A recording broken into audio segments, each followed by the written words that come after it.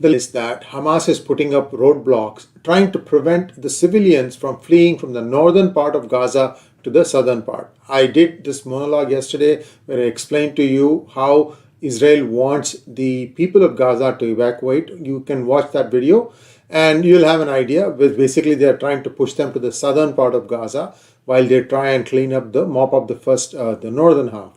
The Hamas is putting up roadblocks on the streets, trying to prevent people from going to south because they want to use human shields.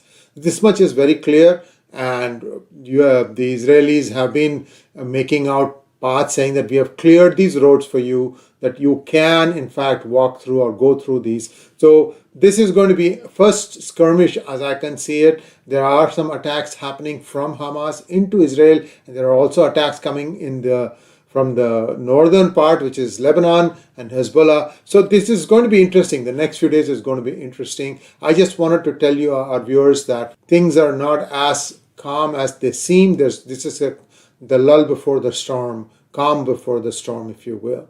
Now, across the world, there have been a lot of protests. I'm going to try and show you some pictures here, and you can see what is happening. This is a picture of some Israeli soldiers praying. And you can see one is a Muslim and one is not. And basically what I'm trying to say here is Israel is everyone. It's not just Jews. So this is something that people need to understand, that the war against Hamas is a war against terror. It's not against one religion, which is what the other side wants us to believe.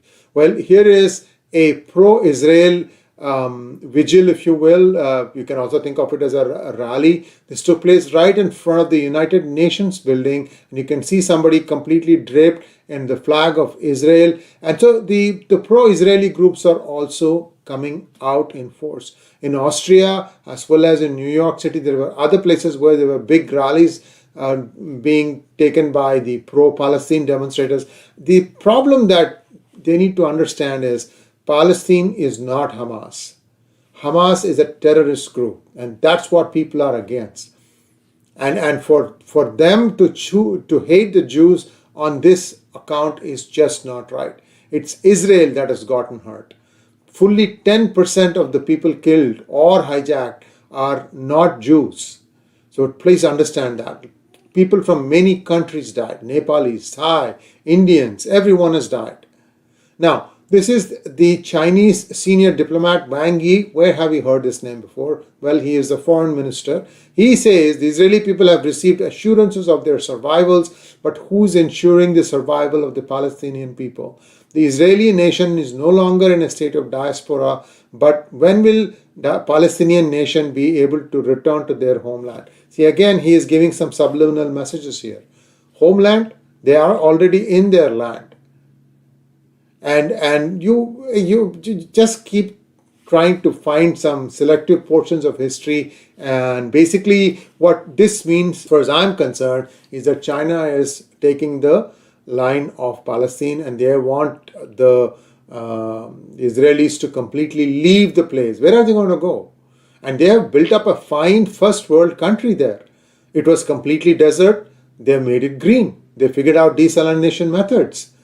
I mean, these are all people who are just trying to whip up passions. As I told you before, China is a winner. Russia is an even bigger winner, because Russia now, that spotlight on Russia about what was happening in Ukraine has faded, because US has turned its attention towards Israel. In fact, I would say the world has turned its attention to Israel.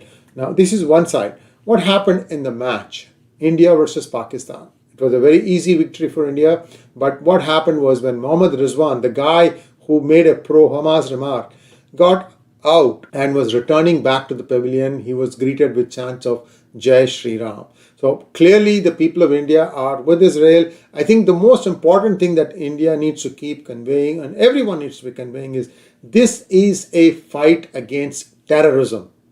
The way they attack, the way they butchered children and women and burned some people. I don't know if they were even alive at that point of time. So this is just horrible, horrible.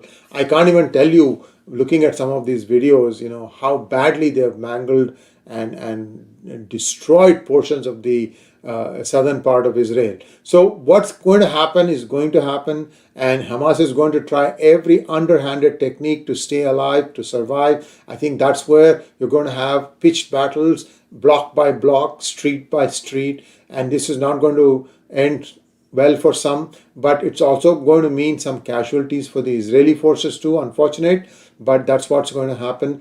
But most importantly here, remember the goal here is to fight terror in all of its forms. Thanks for watching. Please like, share and subscribe to our channel.